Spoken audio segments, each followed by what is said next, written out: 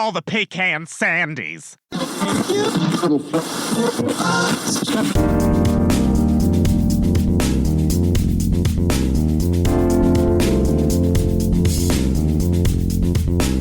This is the Soapbox Champion podcast. Hey everyone, it's Tuesday, August 19th, 2025. This is episode 199 of the Soapbox Champion podcast, recorded live from FEMA Region 5.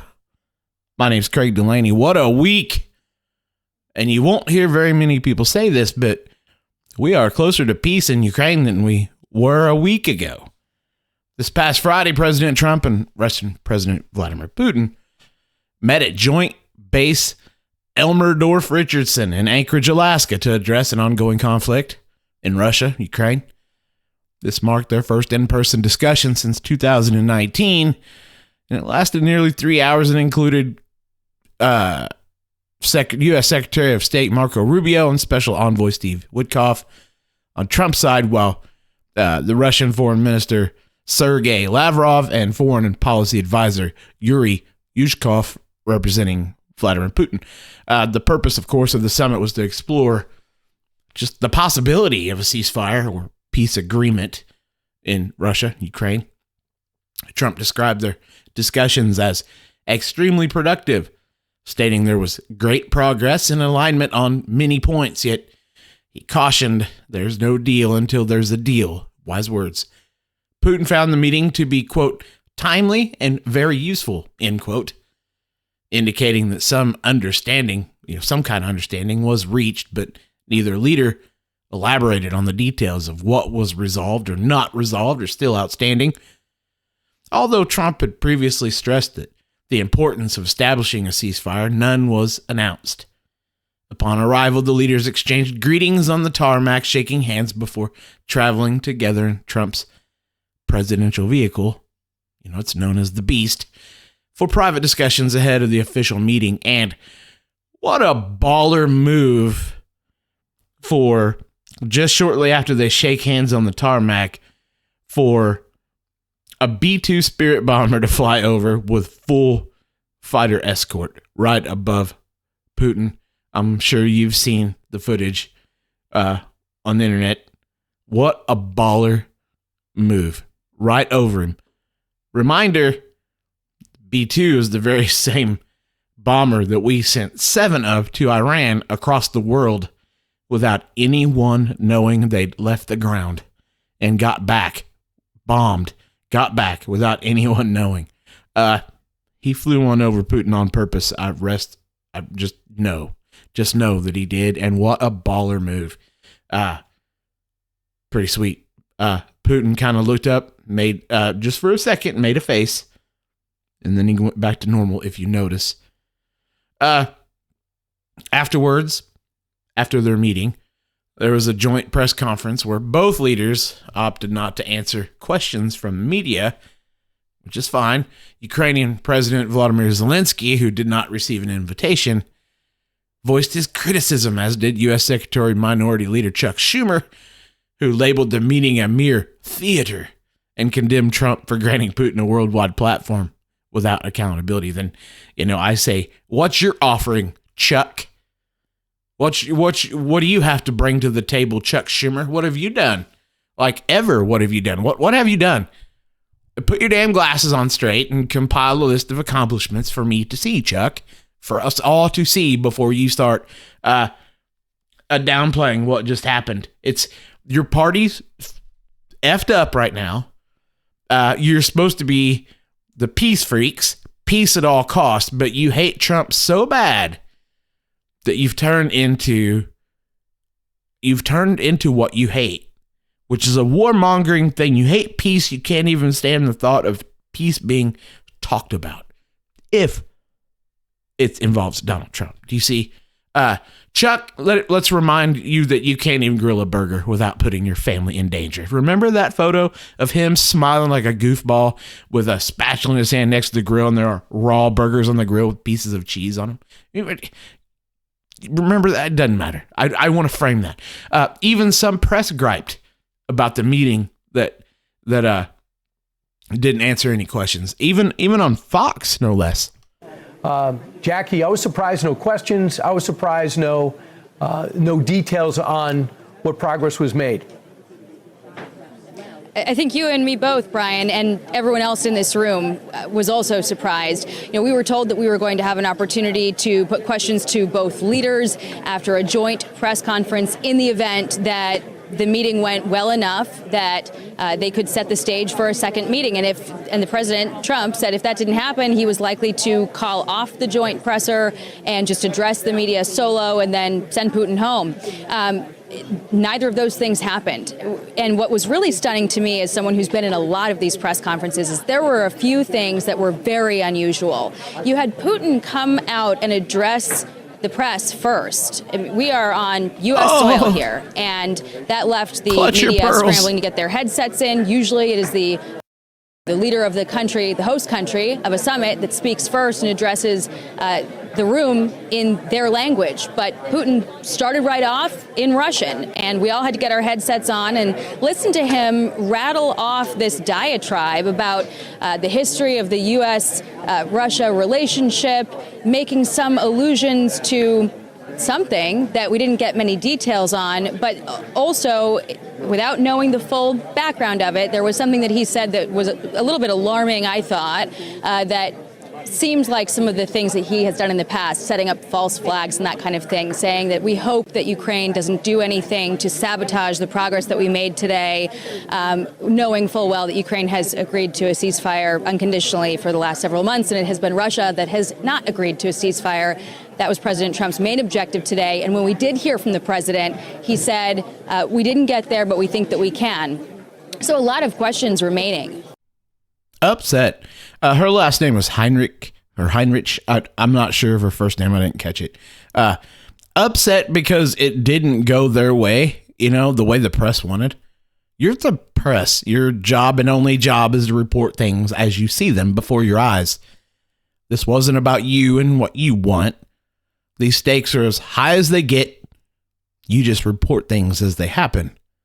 And it was a crappy report.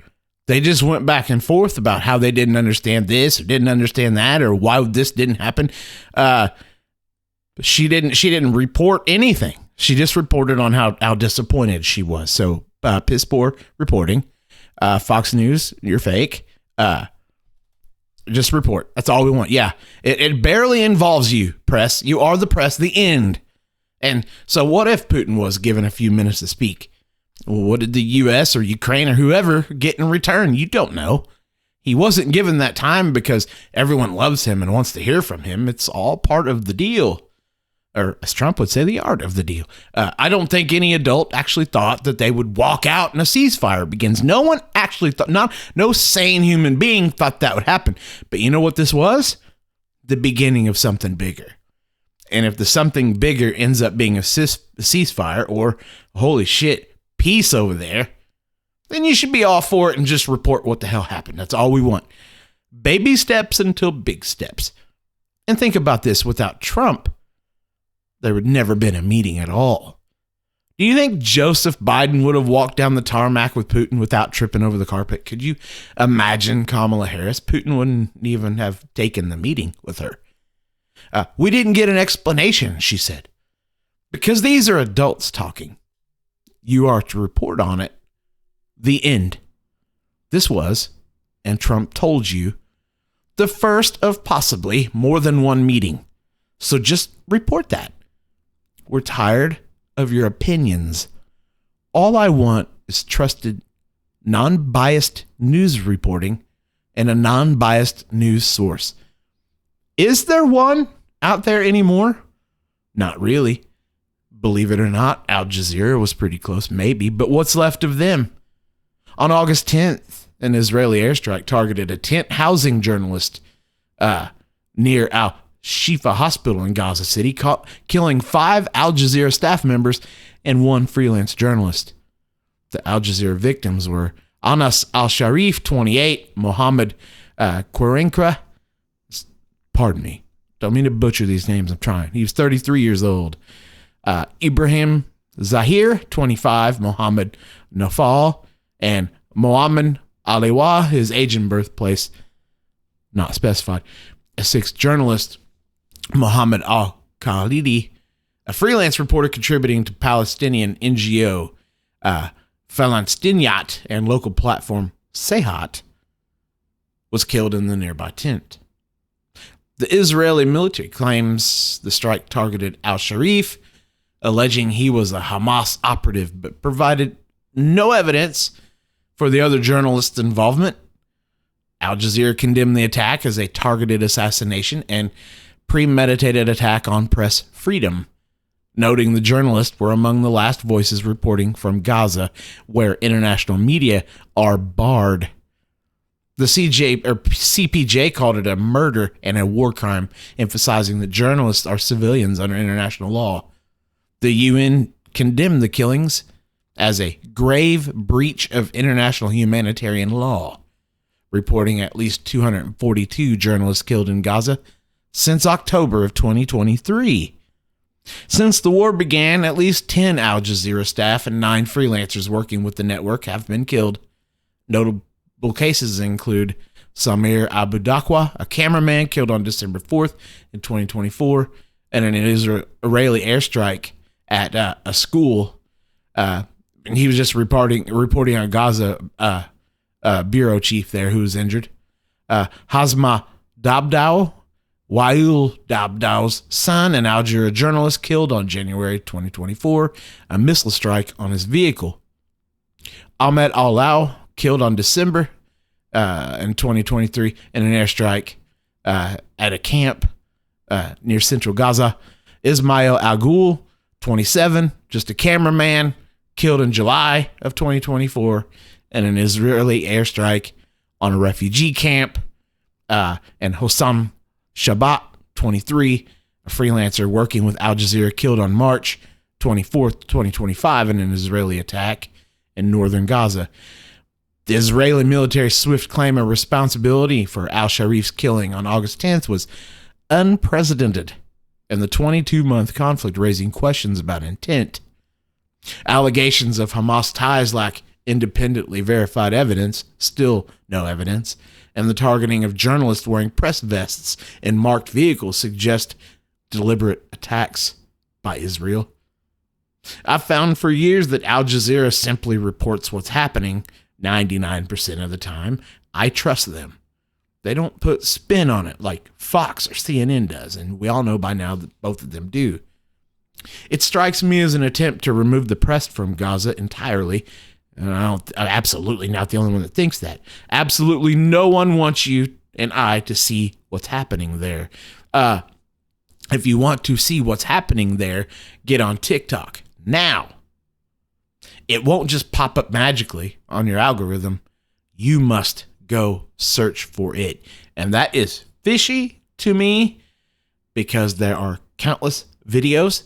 There are live videos taking place at all times from Gaza. You can see exactly what's happening. All the things I'm about to talk about, you can see before your eyes, but you have to go look for them. Just like the Ukraine-Russia conflict. When's the last time you saw any footage from that? How many years has that been going on? It's just odd. Okay, it's odd. But it exists. What we're going to talk about exists. You can see it. Soon, it will be another war like Russia-Ukraine. You hear about it from time to time, but never actually see it. And eventually, it won't seem real, and you won't care. Probably it's what they want. Starvation is present in Gaza, driven by the ongoing conflict. The situation is terrible. It's dire, particularly in northern Gaza, with widespread reports of acute hunger, famine conditions, and malnutrition-related deaths. The Integrated Food Security Phase Classification, IPC, reported in June of 2024 that over 495,000 people in Gaza, that's about 22% of the population, face catastrophic levels of acute food insecurity, Phase 5 famine. The IPC is a global standardized framework used to assess and classify the severity of food insecurity and malnutrition in a given region. It provides a common methodology to analyze food security crises. It enables governments, humanitarian organizations, and policymakers to prioritize interventions, is what they do. By December of 2024, the IPC confirmed famine in northern Gaza, with projections indicating 182,000 people in Phase 5 and 645,000 in Phase 4. Those are emergency situations across Gaza. The UN World Food Program and Gaza's health ministry report rising malnutrition, particularly amongst children. At least 36 children have died from malnutrition or dehydration since October of 2023, with 60% of Gaza's 2.2 million people facing hunger. In northern Gaza, where it's the worst, 1 in 6 children under 2 suffers from acute malnutrition, per UNICEF. Reports cite deaths from starvation, including infants and adults. Now, Israel's restrictions on aid play a part of this, and they are restricting the aid. They include delays, denials, and attacks on aid convoys. They've crippled food and medicine deliveries. Since October of 2023, only 10% of Gaza's food needs have been met, per the WFP. In northern Gaza, aid access has been nearly non-existent since October of 2024, with 74% of humanitarian missions denied or impeded by Israel, per UN data. Over 90% of Gaza's population is displaced, living in overcrowded shelters or tents with limited access to clean water, sanitation, or cooking facilities. Bakeries, markets, and farmland are largely destroyed or inaccessible, forcing reliance on all that aid that's so scarce. Residents reporting eating animal feed, grass, or nothing for days. In northern Gaza, flour shortages have led to bread lines and skyrocketing prices. A bag of flour costs between $200 and $400 US. UNICEF reports 50,000 children in Gaza require urgent treatment for acute malnutrition.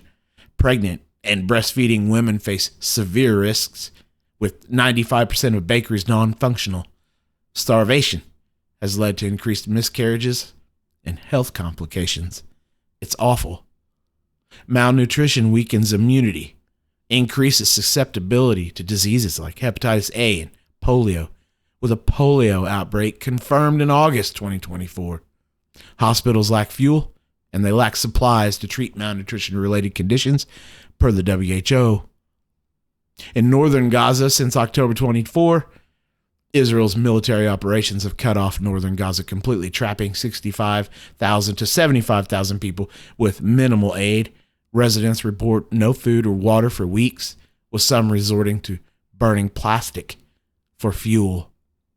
Israel's tightened blockade intensified after Hamas's attack in October of 2023, of course. They attack, restrict food, fuel, and water. Military operations have destroyed agricultural infrastructures, with 68% of farmland damaged. Attacks on aid workers, 353 killed, including 233 UN staff. Don't hear about that, do you? And looting of convoys further disrupt supply chains. Gaza's economy has been decimated with 90% unemployment, with no local food production. The UN, WFP, and NGOs like Oxfam warn of man-made famine due to aid restrictions. The International Criminal Court issued arrest warrants for Israeli leaders in May of 2024, citing starvation as a war crime. Another thing you don't hear about in the mainstream media. The US and the EU have pushed for more aid access, but Israelis' policies remain the barrier. Is this what the US is supporting right now? This is where your tax dollars are going? Not to aid in the famine in Gaza, but to Israel, who is enabling the famine, the man-made famine. Latest reports say Gaza has reached Phase 5 starvation. Phase 5 is catastrophe famine, the most severe level of food insecurity on the IPC scale. It indicates extreme food shortages, widespread starvation, and high mortality rates due to hunger or malnutrition-related causes. The phase is declared when a population faces catastrophic conditions threatening survival. Some of the key characteristics of phase 5, at least 20% of the population faces extreme food shortages with little to no access to food, leading to starvation. 30% of children under 5 suffer from acute malnutrition. It leads to wasting measured by weight for height. Mortality, the crude mortality rate exceeds 2 deaths per 10,000 people per day due to starvation. Households exhaust coping mechanisms like selling their assets or migrating to where the food is, and face near total loss of food sources, often due to conflict, displacement, or economic collapse.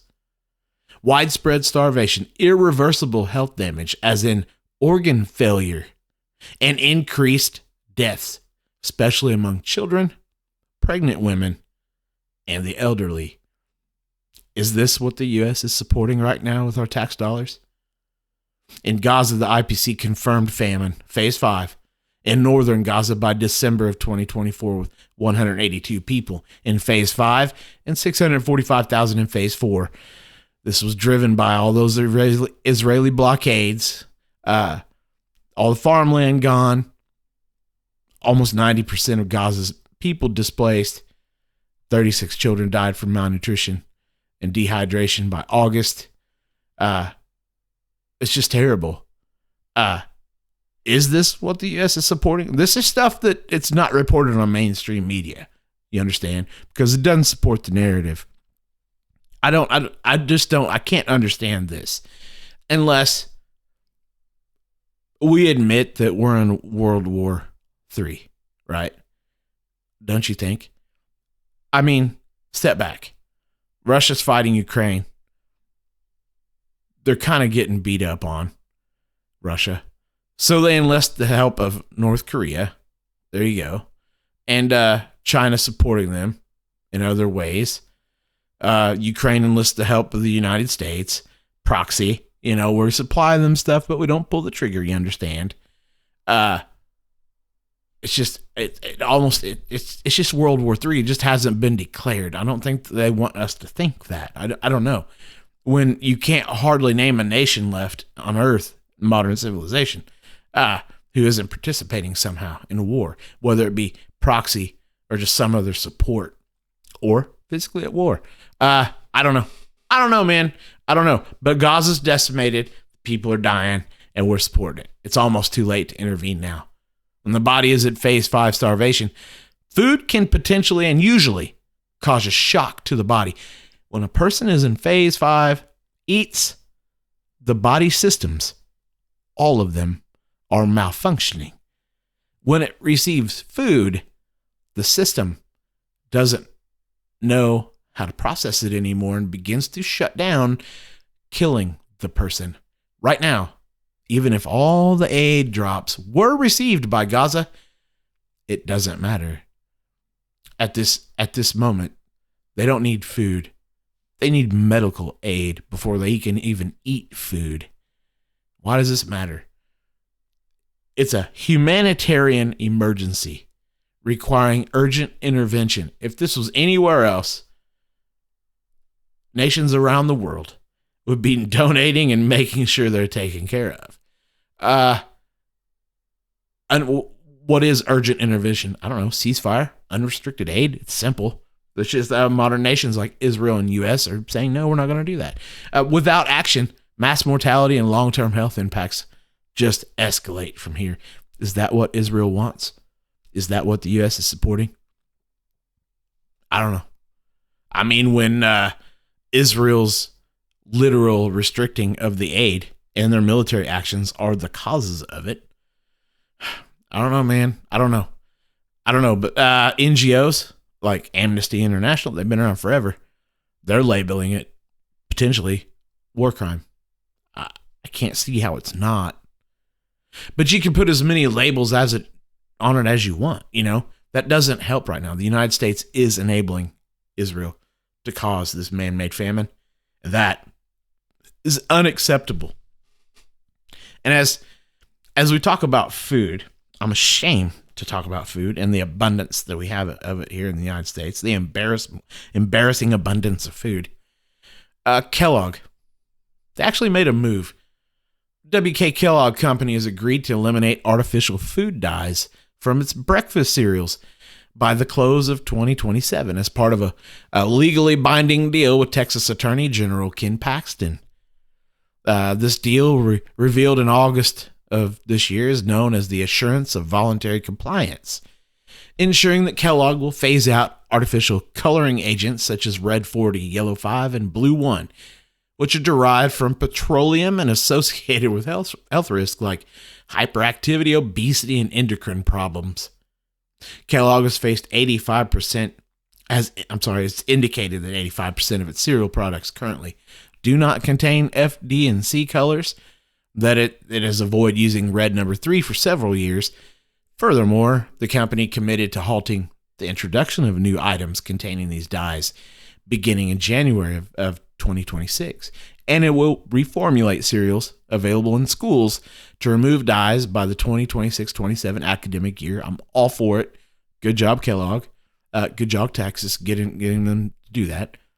The action follows an investigation started by Paxton in February of this year, which discovered that while Kellogg's has stopped using such dyes in Canada and Europe, they were still being used in the United States, despite prior commitments to eliminate them by 2018. The agreement highlights a reaction to increased demands from consumers, advocacy groups, and regulatory bodies, including efforts from the FDA to ban synthetic dyes and initiatives led by Health and Human Service Secretary Robert F. Kennedy Jr. to reduce dangerous food additives. Hey, good for them, but to me, this means that they admit to using all that junk in their food and reveals that no other manufacturer is committed to eliminating them. You know, I think this needs to be a bigger deal in the media, if for no other reason than to put other food manufacturers in the spotlight, so maybe they'd follow suit. And by the way, good job, RFK Jr. If there's any indicator of how big of a deal this really is, the little press that does get that has to mention RFK Jr. And we know how the press just refuses to acknowledge him. A lot of the press is talking about this and mentioning RFK Jr.'s involvement. That's how big of a deal it is and how ridiculous the media is. So, surprise, surprise. Speaking of Kellogg, one of the top 3 shareholders of Kellogg is BlackRock. How many of you think when I say that, who cares? Every time I bring up BlackRock, I know there are some. I get it. It's because you don't pay attention. It's because you don't understand. You see, the one thing a publicly traded company must do is keep shareholders happy.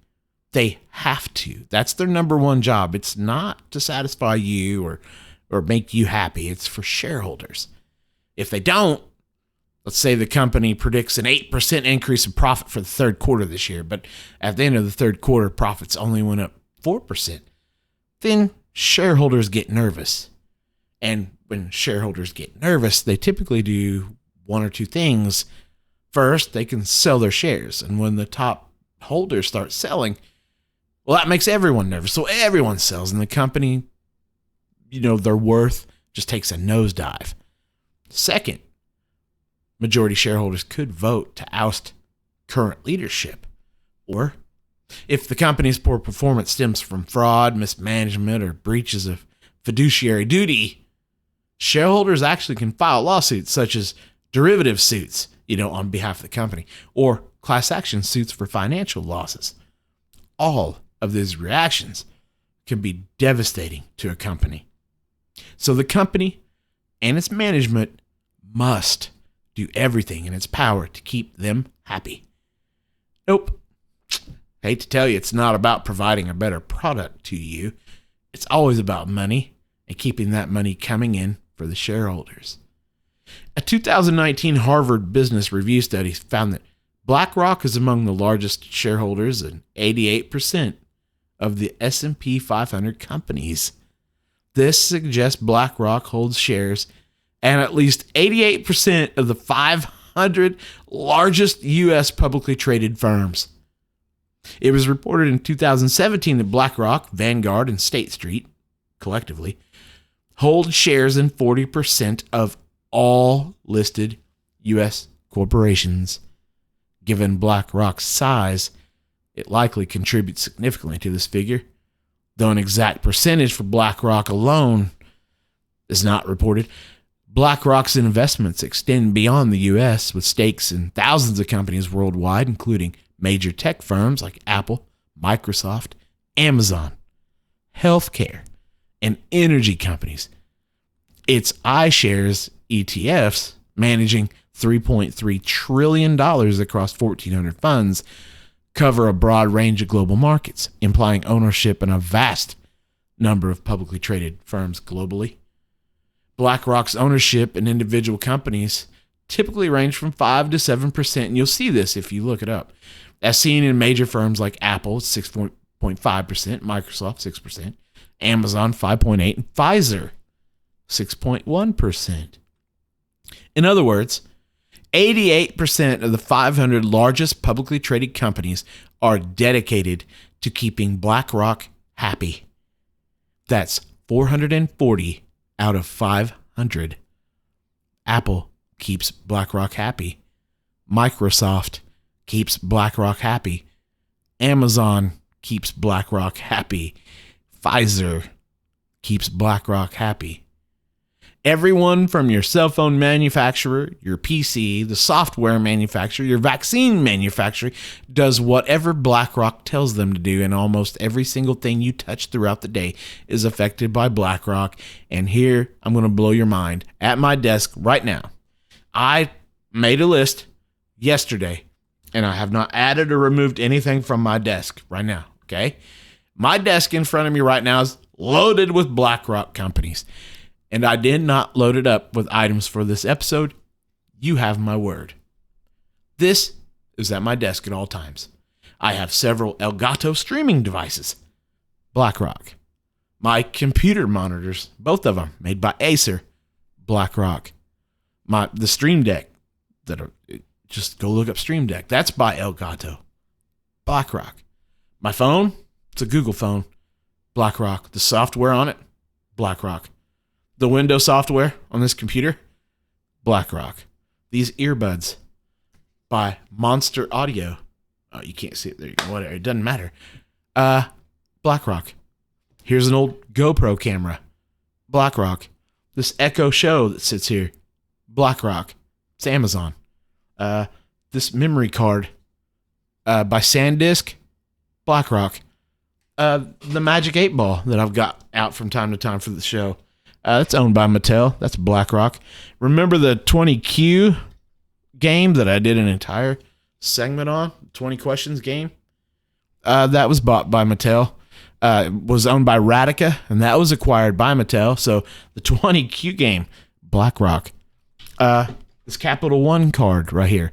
Capital One, BlackRock. And that just on my desk right now.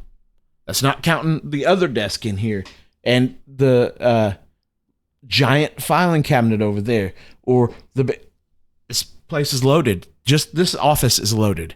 That's just on my desk. It's a small desk. It's enough for me to sit here, broadcast, have two big monitors and all my stuff. It's not an L-shaped desk. It doesn't have shelves underneath. Just on top of my desk. It's BlackRock.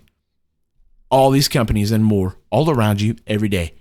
You do things based on these items. These items are all controlled by the largest shareholders, and that is almost always including BlackRock. Okay. I got to get away from BlackRock. Let's go for a drive. We had two Chevys and a Buick. Chevrolet is a GM product. GM, BlackRock. Damn it. Buick is a GM product. BlackRock. Oh, well. I can't avoid it. Let's go anyway. I just need some gas, and we'll be on the road. Just clear our mind. Closest gas station is Casey's down the highway from me. Shit, BlackRock. That's fine. There's a Marathon station just down the road, same side of the road. It's less than a mile. They were recently acquired by ConocoPhillips. Well, that's BlackRock. Okay, I give in. I have to get gas. I don't have a choice. But while I'm in there, before we get on the road, I'll get a Monster Energy while I'm there. Monster Energy, BlackRock.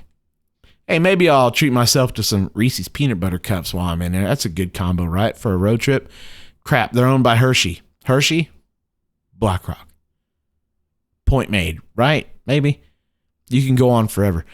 I bet someone could make a drinking game out of this. Go around the table naming companies until you drink when you name something that's not owned by BlackRock. But that'd be a good way to go sober, because you'd all be sitting around the table completely sober and pissed off that you came to this lame party. But anyway, BlackRock's market capitalization, which represents total value of its outstanding shares, is approximately $179.65 billion United States dollars as of August 14th. This figure is calculated by multiplying the company's share price by the number of outstanding shares. And that's wild, but that's nothing. BlackRock manages $12.53 trillion in assets as of quarter 2 this year, making it the world's largest asset manager. This number reflects client investments in funds like ETFs and mutual funds, not BlackRock's own value, but $12.53 trillion is massive.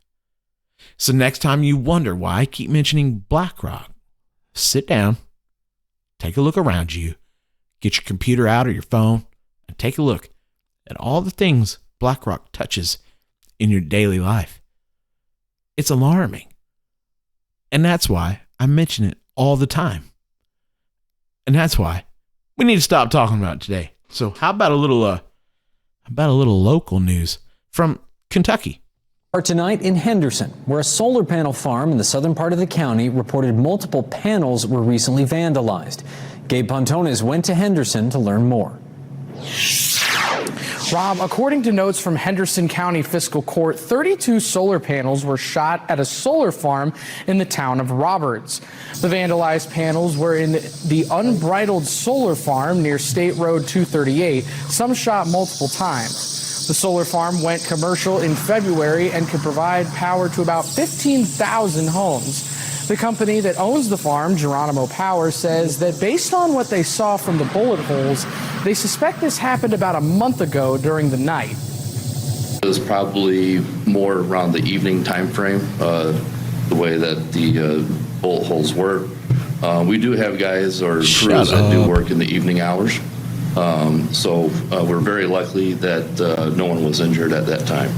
Solar panels have special components that keep them from being simply thrown away. The damaged panels will be shipped to Arizona to a recycling center to be discarded. Great. This all comes after the site took a substantial damage from a hailstorm back in March, resulting in roughly 4,000 panels being replaced. Henderson County authorities say that the shootings are currently under investigation. Why is there a dog panting in that audio? I have no idea. But you can edit that out, dude. I can do that on my computer. Edit it out, local news. You notice how they said these panels can provide power to about 15,000 homes? Can. They don't, but they could. If that power wasn't sold to the highest bidder across the country as it goes right by your house, you see the trick? Each and every single time I hear a story about some damn solar farm, you hear that. This farm can provide power, blah, blah, blah. They don't help your community. These are put up by companies who just want to make a profit, and they found some farmland that's going cheap, so they snatch it up. That's fine if you want to make a profit. Why wouldn't you want to make a profit? But don't be tricked into thinking the power is staying in the community. So when the city council brings it up that somebody's looking to do this, and they say, listen, before you start hating on us, this thing can provide power to 15,000 homes. Stand up and say, yes, it can, but will it provide power to 15,000 homes in my community? And the answer is going to be different. They don't help your community. Why do you think all the neighbors hate them? Why do you think they get shot? They're an eyesore and leech off the land all around them, but the media never addresses any of that.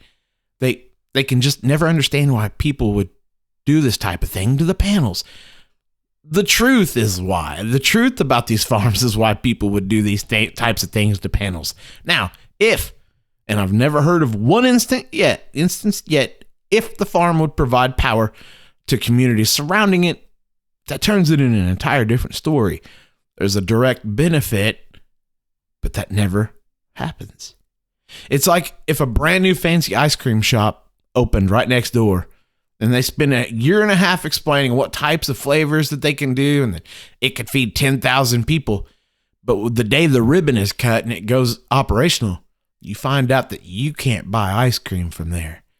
They won't let you get in the door to buy ice cream. It all gets shipped 2 states away, and now you can't see the sunset because there's a 50-acre solar farm where you used to see deer and the sunset. Also, local news and this bullcrap. This, if you heard it. The company that owns the farm, Geronimo Power, says that based on what they saw from the bullet holes, they suspect this happened about a month ago during the night. Get the hell out of here. I don't care if it's Geronimo Power or this dork doing the local news.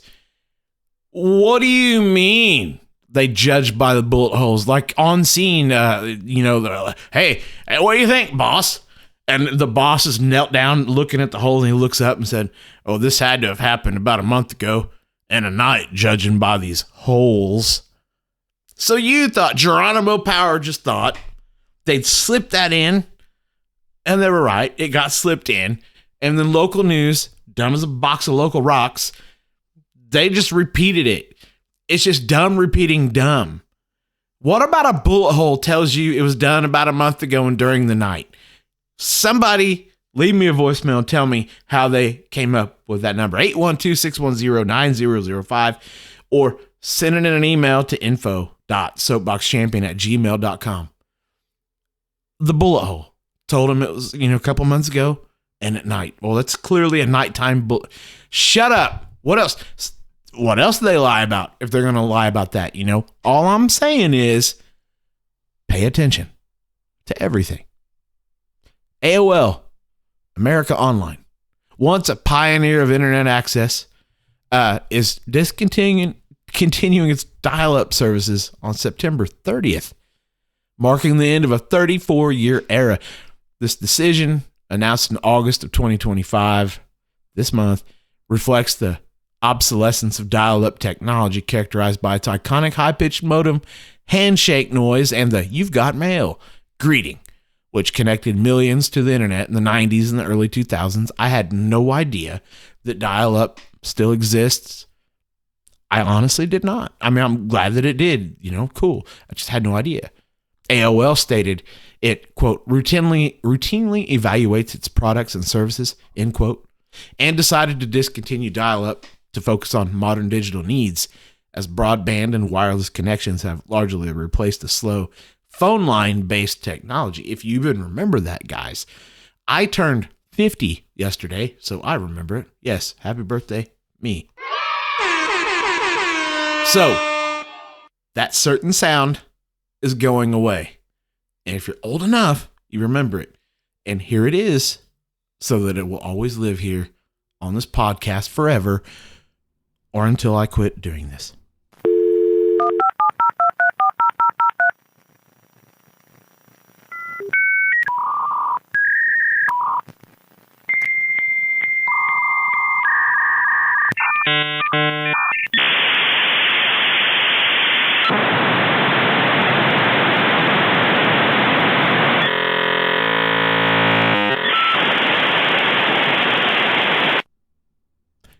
And moments later, a young Kraig could be seen attempting to download some bootleg Limp Bizkit songs or some nudie pics. The distinctive dial-up noise, often described as a series of high-pitched screeches, beeps, and static-like sounds, was produced by the modem as it established a connection to the internet over a telephone line. The noise was the audible result of the modem, quote-unquote, handshaking with the internet service provider's modem. This process involved the modems exchanging signals to establish a connection, negotiate protocols, like how does this work back and forth, and set data transfer speeds. First, you would the modem dialed the ISP's phone number, producing initial tones or clicks as it connected to the phone line. Then there'd be the signal exchange. The modems sent test tones to detect line quality and agree on a protocol as internet service protocol for speeds up to 56K. Oh my.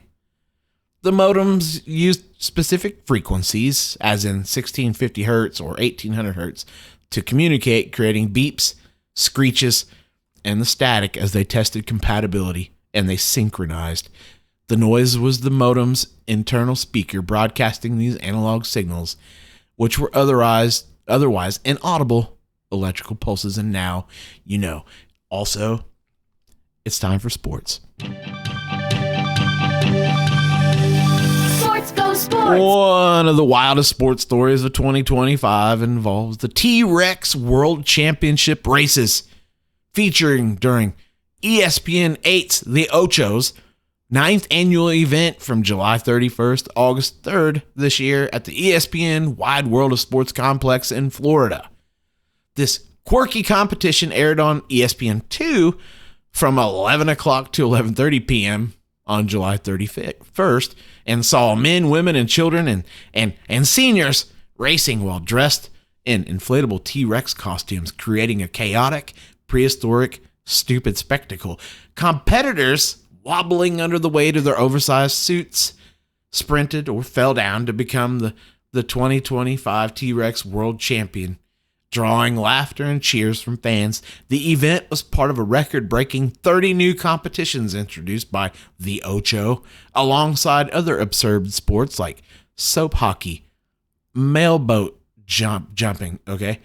I'm sure that's supposed to be mailbox, and outhouse racing. Do we need that stuff? I guess if we do, it might as well be on the Ocho. It's completely ridiculous, and the T-Rex thing tried to go viral on platforms like X, where users celebrated the whole spectacle. I thought it was a standout moment in 2025 sports, for better or worse, but at least it was a playful spirit, unconventional, if nothing else, and that will do it for this week in sports.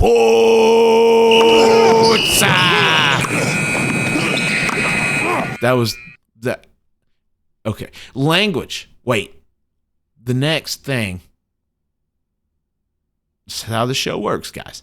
My ridiculous sports out, and then you get quote of the week. And I saw the quote before I knew who it was, and I still don't know who this guy was. I literally had to Google and find out who he was. His name is Benjamin Lee Whorf. Yeah, I know. And the quote is, quote, "Language shapes the way we think and determines what we can think about," end quote. Whorf developed the Sapir-Whorf hypothesis that suggests that the structure and vocabulary of a language influence how its speakers think, perceive the world, and behave. And based on my language, you're probably already predicting it's time for sugar. This week's Sugar's strange. I'll just say it. It's morbid. It's curious. It's macabre. And it's missing. What is it? It's item number 9. Removed during the autopsy of JFK and stored in a stainless steel container at the National Archives, went missing by 1966. It was initially preserved for further study, but vanished from a secure room used by JFK secretary Evelyn Lincoln. Theories suggest it was stolen by Robert F. Kennedy to hide JFK's health issues or to conceal evidence of a frontal shot.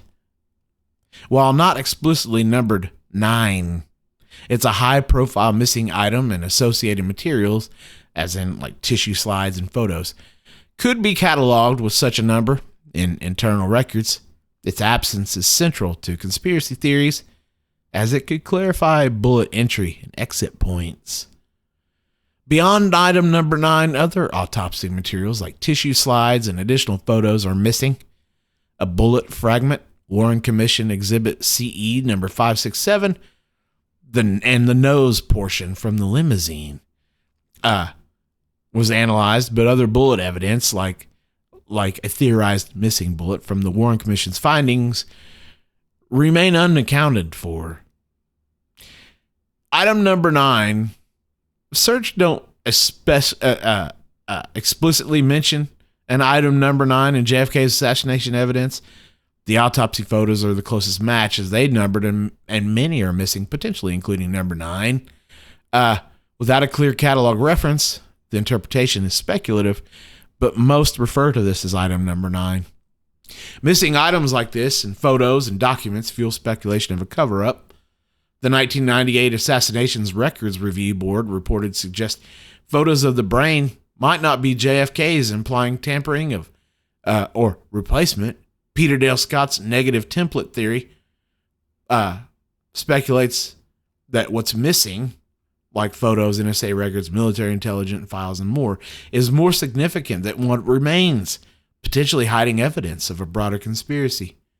The Warren Commission concluded Oswald acted alone, supported by autopsy findings of 2 shots from behind.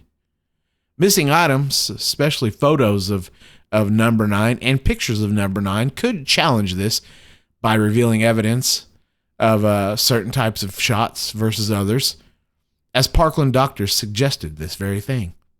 The FBI's dismissal of the camera, and it's called the Minox camera, and this discrepancies in photo evidence raises questions about evidence handling as a whole. The National Archives released records on March 18th of this year, per Executive Order 14176, but the Leesbungood papers and other classified documents may remain unreleased as they're held by Congress, not federal agencies. This suggests some missing items, such as item number 9, might still exist, but are withheld. Either way, it's one of the strangest things about the assassination. Something so critical, something so important and guarded just goes missing. Item number 9 is out there somewhere. It may be hidden somewhere behind something, they're just not finding it. It could be out in the wild. It may have been sold on the dark web. No one knows. And that is this week's I forgot to tell you. Item number 9 is JFK's brain. And that concludes episode 199 of this Soapbox Champion podcast episode. Thanks for hanging out, guys. Thanks for listening or watching. You can watch me on the Soapbox Champions Rumble channel. Go check out Rumble, rumble.com. Go subscribe to me there, rumble.com. Please, go do it. Got an idea for a topic for an episode or a whole episode? I don't care. Got a complaint? Want to fight? Leave a voicemail for the podcast, 812-610-9005. Or make an email and send it to info.soapboxchampion@gmail.com. And remember, the Suicide and Crisis Lifeline is available 24 hours a day, absolutely free to absolutely everyone. And the number is 988. You can even text that number if you're not ready to, talk. It's cool. Take care of yourself and one another, no matter what their political affiliation. And we'll talk again next Tuesday. And I'll see you.